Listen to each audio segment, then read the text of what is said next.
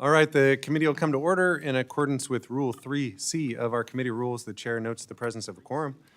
Without objection, the chair is authorized to declare a recess of the committee at any time. This business meeting of the Select Committee is to consider a final set of 7 recommendations and to approve the committee's final report for the 117th Congress. In the interest of time, I'm going to reserve my 5 minutes for opening remarks until after we vote on our recommendations and our final report. And that way committee members who need to get out of here quickly can do so. Vice Chair Timmons, would you like to make any opening remarks? Or okay, you will reserve remarks until after we vote too. So with that, I now call up for consideration the 7 recommendations contained in the committee materials provided to members pursuant with House Rule 11, Clause 1B2.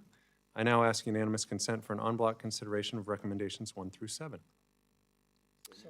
Without objection, the reading of recommendations 1 through 7 will be dispensed with. Members have had copies of the recommendations available to them in advance of today's markup. In the interest of time, we will dispense with reading recommendations 1 through 7 and proceed to a vote on those recommendations. Is there any objection? Okay, seeing none, all in favor of recommendations 1 through 7 say aye. Aye. All those opposed to recommendations 1 through 7 say no. No. In the opinion of the chair, 2/3 being in the affirmative, the ayes have it. I now move that the committee vote to adopt the committee report containing these 7 recommendations and report it favorably to the House. All in favor of adopting the committee report, say aye. Aye. All those opposed to adopting the committee report, say no. No. In the opinion of the chair, 2/3 being in the affirmative, the ayes have it. Pursuant to Rule 5A of this committee, a report summarizing the approved recommendations will be compiled and submitted to the House. Without objection, committee staff are hereby authorized to make technical and conforming changes to the report approved today. In accordance with Rule 5A of this committee, members shall have 3 days from the time of the approval of the compiled report to submit supplemental or additional views, which shall be included as part of the report. I want to apologize to the stenographer. I know I'm going really fast. Sorry. I now move that the committee vote to adopt the committee's final report for the 117th Congress containing the 105 recommendations this committee has passed in total and report it favorably to the House. All in favor of adopting the final report say aye. Aye. All those opposed to adopting the final report say no. No. In the opinion of the chair, 2/3 being in the affirmative, the ayes have it. Okay, pursuant to Rule 5A of this committee, a report summarizing the approved recommendations will be compiled and submitted to the House. Without objection, committee staff are hereby authorized to make technical and conforming changes to the report approved today. In accordance with Rule 5A of this committee, members shall have 3 days from the time of the approval of the compiled report to submit supplemental or additional views, which shall be included as part of the final report. Phew. All right. That was the business part. So before we conclude our business today, I actually just want to start by thanking every member of our committee for their hard work. I'm really proud of what this committee has accomplished, and I hope you are too. The 105 recommendations this committee has passed will make a difference well beyond the 117th Congress, and that's the goal of modernization, to put processes and practices in place that will ensure ongoing improvement of the institution. And I think we've made great progress toward that goal. I want to start by thanking Vice Chair Timmons for his partnership in making this committee a success. I feel very lucky to have had 2 amazing tag team partners in this work. First, Tom Graves in the last Congress and William Timmons in this Congress. I'm a big believer in the notion that the boat moves best when all the oars are in the water rowing in the same direction. In this place, not only is that often not the case, but even worse, sometimes the oars are out of the water with people actively beating each other over the heads.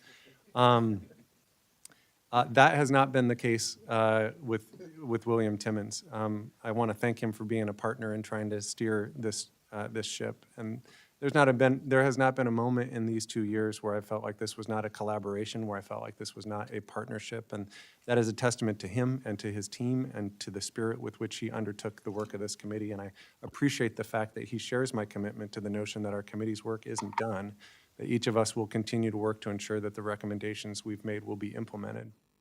I also want to thank every member of this committee. None of this would have been possible without the time and effort our committee members put into learning the issues and participating in hearings and member discussions and other committee events. Though Perlmutter thinks we had too many of them. I am grateful that we had the opportunity to work together and to get to know each other better. And I hope that we continue to find ways to collaborate, because I think this institution works better when we actually try to work things through together. When we started the work of this committee, I was given a copy of a commencement speech by former Secretary John Gardner that he gave at Cornell University in 1968. I've been thinking about it a lot because he spoke about the importance of institutional stewardship, that we actually need to invest in making our institutions stronger. And he spoke of the importance of people being what he called loving critics of the institutions in which they worked. He spoke of two concerns. First, he said sometimes people are uncritical lovers, that they went about their business smothering their institutions with love without thinking about how to help them improve. Congress doesn't think about performance enough. Functional organizations regularly track their performance. They do this to better understand the challenges they're facing, both internally and externally, and they do it more than once every 20 or 30 years. He also said that there were what he called unloving critics. You know, listen, the story of the last 30 years of this institution is people treating Congress like the piñata at the party. And the most popular thing a politician can do is bash this institution. But if it's done in a way that's focused on demolition and not improvement, that is a problem. And so why do I mention this? I mention this because I'm grateful that this committee had a whole bunch of people on it who were loving critics of the institution, who recognized that sometimes, too often, it's punching below its weight, but want to make it work better for the American people. And I think that really matters. So I want to thank you all for that, and my gratitude extends to the committee staff for their work. Yuri Beckelman, our staff director, is a loving critic of this institution. He spent infinite hours working with our committee, seeking to find pathways to make it improve. He has an infectious enthusiasm for making this institution better. The results of this committee's work are stronger and better and will be longer lasting because Yuri served as our staff director. I also want to mention the amazing work of Derek Harley. Not only did he allow me to call him Harley just to avoid confusion, he left a job that I assume was higher paying, probably much higher paying, and left his state for one reason, and that is because he was invested in making this institution function better. That is, by definition, what a loving critic does, and I just really admire his willingness to come back to this institution to try to make it better. I want to thank both Yuri and Harley for working so well together. We have tried...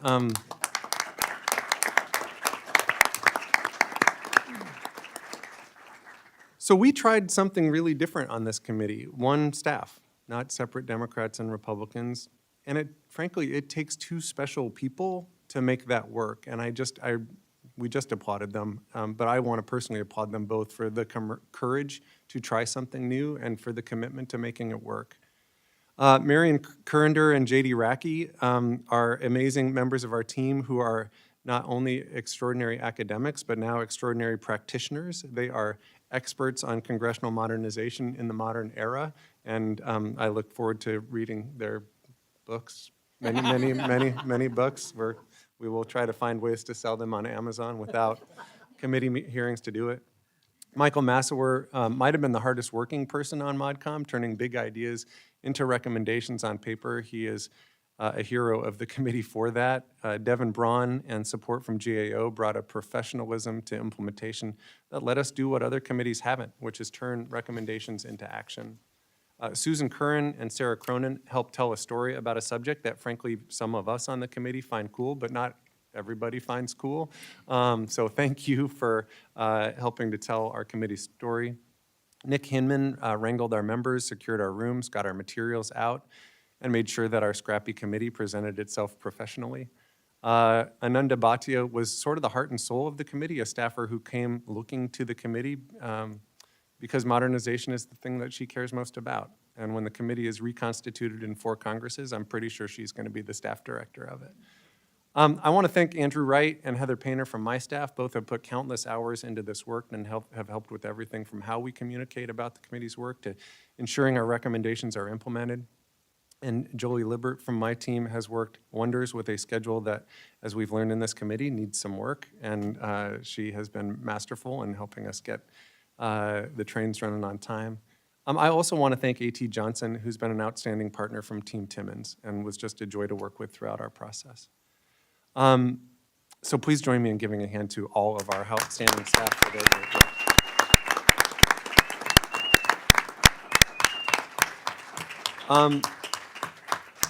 I hope you'll indulge me just one more minute. I hope that each of you, our committee members and our staff, feel great about the work of this committee and what we've accomplished. And I hope each of you is invested in ensuring that the work to strengthen this institution continues. We have been blessed to work with amazing leaders from the reform cohort who've been partners in this exercise all along the way and who I hope stay involved in the efforts to improve the institution. Some of them were with us from the very beginning. I remember before this committee ever existed, folks like Bruce Patton and J.B. Lyon, who started conversations with this committee before there was a committee. And I want to thank every member of the cohort. The fact that we have loving critics of the institution who are continuing to invest in trying to make it just work better really matters. And the impact that that you have had in that effort is just so substantial. And I can't speak with enough gratitude about that. And finally, I want to just direct some comments to the folks who might be watching at home on C-SPAN 8, the Ocho. President Kennedy said that in our system of government, everyone holds office as citizens. And in that regard, the work to strengthen this institution doesn't just depend on those of us who are in the institution. It depends on those outside as well. The feedback we provide our elected officials, the people we send to this institution, the incentives and disincentives that we create to make leaders the loving critics and stewards that the institution needs starts in each of our communities. The American people deserve a Congress that works. They deserve a Congress that is efficient and transparent and responsive. They deserve a Congress that's focused on solving problems and that has the people and systems and capabilities in place to actually solve them. And from day one, that has been this committee's focus. And we need the American people to keep pushing us to do better. Since I started with John Gardner, I'd like to end with him too. He said, "The citizen can bring our political and governmental institutions back to life, make them responsive and accountable, and keep them honest. No one else can." So with that, I'd like to invite Vice Chair Timmons to share any closing remarks he might have. Thank you, Mr. Chairman. That's difficult to follow up, but I'll do my best. It's tough to believe that we started this 4 years ago. I remember as a freshman, Leader McCarthy called me and said that he was going to make me the freshman appointee to this committee, and I was so excited. Tom Graves was one of my mentors already, and getting to work with him on such an important task was a dream come true. I did my best in the first 2 years, and then when Leader McCarthy called me and said that he was going to let me lead it, I asked him if he was confused. As a sophomore, to lead a committee be vice chair of a committee was a huge task. I joked that Rodney couldn't be be a double chairman. We were just lucky to keep him on the committee. But I did everything I could to rise to the occasion, and it has been some of the most important work of my entire professional career. I have enjoyed it. It was a blessing to work under Tom Graves. He taught me a lot. The relationship that he had with Kilmer was incredible to watch. They were very respectful of one another. It's not something I saw often my first term. And they worked together to get things done. And when they disagreed, they tried to figure out a path forward. And if they couldn't, they said, okay, well, let's go on to the next thing. And I learned from that, and I took those lessons to these last 2 years. And it has been incredible to work with you, Mr. Chairman. I have enjoyed it.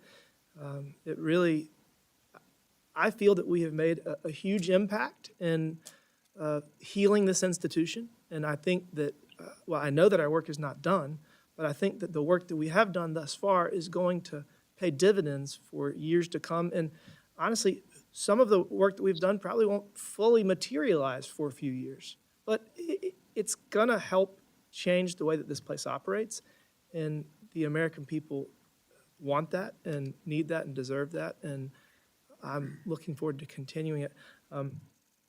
Rodney and Perlmutter will not be here next Congress, and I'm very sad for both of those things. Relationships on this committee have really been so important. We're all friends. We have worked together. We have found common ground at every possible turn. And we have made 105 recommendations this Congress, but 202 overall. It really has been so rewarding to show the world that Republicans and Democrats can work together. We can. I always talk about the objective up here is evidence-based policy making in a collaborative manner from a position of mutual respect. We have shown that Congress can do that. This committee has shown that Congress can do that. And it really was a testament to the leadership of the chairman and the hard work that we've engaged in to be intentional about relationship building. We practice what we preached, and it has yielded much fruit. So I just want to thank all the members for their hard work. It has been an honor to serve with them on this select committee, and I will not go fully into the staff, but I will say, Yuri, it has been so much fun. It's been an honor to work with you. And Derek, I couldn't be more thankful for you joining the team. And AT, thank you for guiding me through this process. The team really does deserve so much of the credit, and we cannot say enough about that.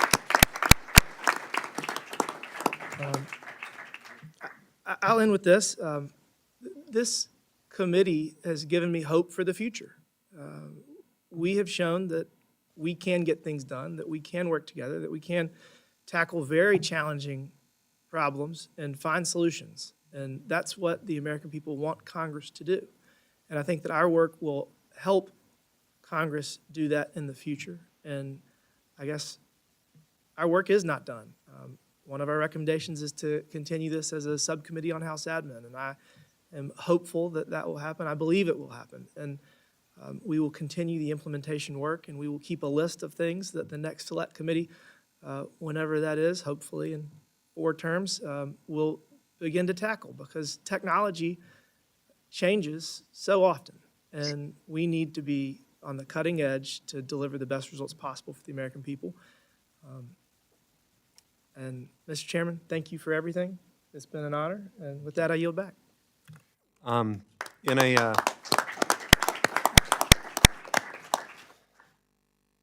feel like this is ultimate in a modernization problem, but in complete user error on my part in not accepting track changes and insertion, I embarrassingly left out an important member of our team, Betsy Hawkins, for working with the cohort, for facilitating critical relationships, for just being a complete rock star, and for helping to tell our story. So, Betsy, it was a technology error on my part for not accepting insertion, but thank you for being such a outstanding, exactly.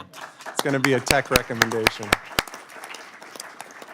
Does any other member of the committee wish to make remarks? Mr. Phillips. Thank you, Mr. Chair. I've long believed that great wisdom can be obtained from milk cartons and water bottles. And this one says, you just did a good thing that we all have in front of us. And indeed we have. And I think perhaps it's a sign of the times that a committee that has done such extraordinary work, such important work, such transformative work, is perhaps also the most underappreciated and underrecognized work in the Congress. But in that lies an opportunity, and I ask and invite all of my colleagues and every one of you in this room and every one of the 7 people watching that we continue this. We have planted seeds, and now it is our turn to water them. And one day this country shall harvest them if we do our jobs well. So I just want to thank you to our remarkable staff, to Yuri and Derek and the entire team.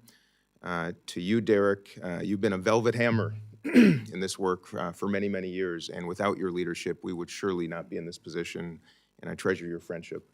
And to my friend and colleague, Mr. Timmons, I've told this story before, but when I arrived at freshman orientation in 2019, the first person I met was Mr. Timmons, sitting on a couch at the hotel with our respective partners, and we shared a conversation about our aspirations and hopes and dreams for our job, and it entailed trying to make this place work better. And to be sitting next to you 4 years later, considering what we've all been through, but pursuing this work is perhaps the greatest blessing of my lifetime. So I just want to say thank you and keep the faith, and let's keep this work front and center, not just for this institution, but for this remarkable country. Thank you. Thank you.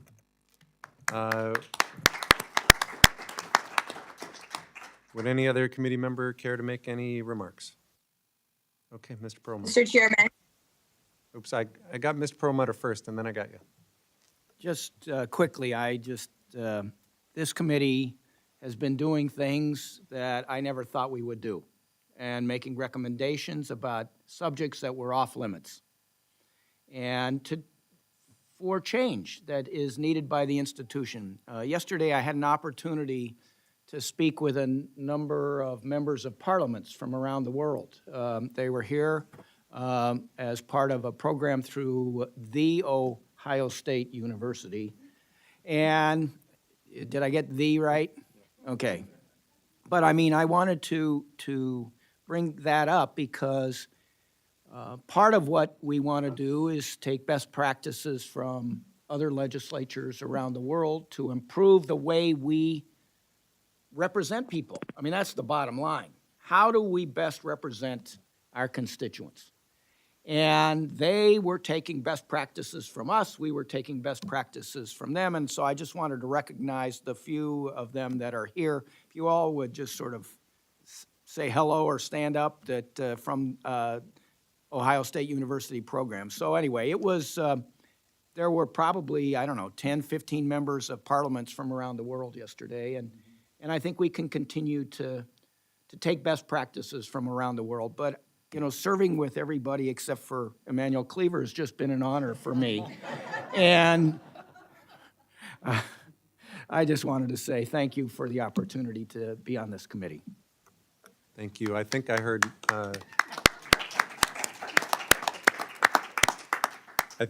Ms. Williams online. I'm happy to recognize her. yes, Mr. Thank you so much for your leadership on this committee. Thank you, Vice Chair Timmons. I walked into this committee not knowing what to expect as a freshman, and we all know what this body experienced in January of 2021. And I just want to say those preconceived notions that I had, I am grateful for this experience and being able to build relationships, working relationships with my colleagues across the aisle. And I am looking forward to some of our recommendations being implemented, as I am once again in need of Congress having a scheduler, as I have a committee hearing that is going on at the same time as this. So I hate that I am not right there in the room with you, but it would not be the wrap up of ModCom if I were not double booked with another committee hearing. So thank you so much for your leadership, and I'm looking forward to us all working together to continue to make Congress work better for the American people and for the members who serve them every day. Thank you. Thank you, Ms. Williams. All right, Mr. Davis. Well, thank you, Chair Kilmer and Vice Chair Timmons, and the rest of the committee, even you, Ed. I don't know why you picked on Emmanuel, but, you know, he's a Chiefs fan, so go ahead. I came to Congress 10 years ago, and William was not the first guy I met during orientation. It was a guy named Dave Joyce. So looks like, Dean, I got the upper hand on that one. But in all seriousness, I came here as a staffer of 16 years who cared about the institution, who wanted to figure out a way to deal with the issues that nobody outside of staffers cared about. Because everyone that watched Congress only wanted to talk about the larger issues of the day. But this place doesn't accomplish addressing those larger issues of the day without having the backbone in place of making this place work.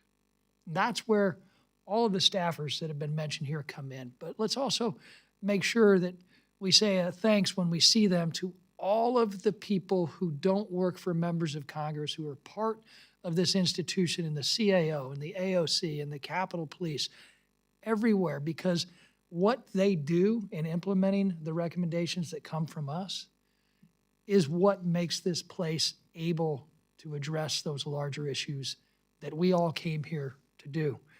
I cannot think of a better person to lead this committee over the last two Congresses than Derek Kilmer.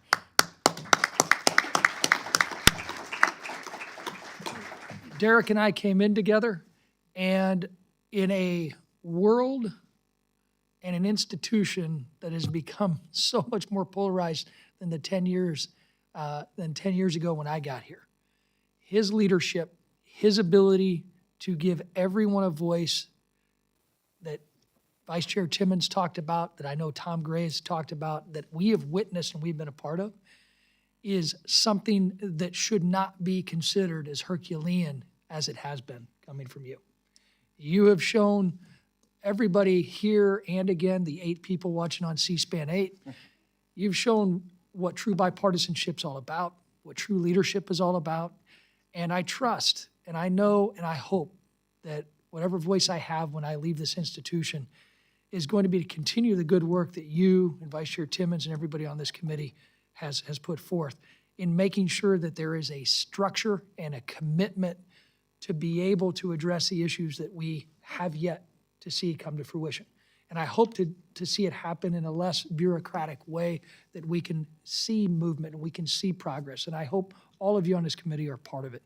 Thank you for giving me the chance to serve with each and every one of you. I appreciate the opportunity.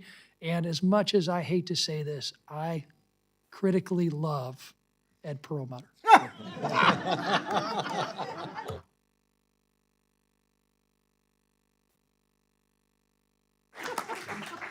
I think, are there any other members who seek to make a comment? All right. I would like to have us give a quick round of applause to our 2 departing members who are just such amazing stewards of this institution, Mr. Davis and Mr. Perlmutter.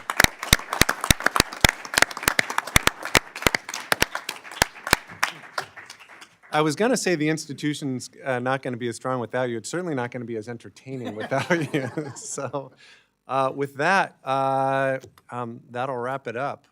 Without objection, the committee stands adjourned. Thanks, everybody.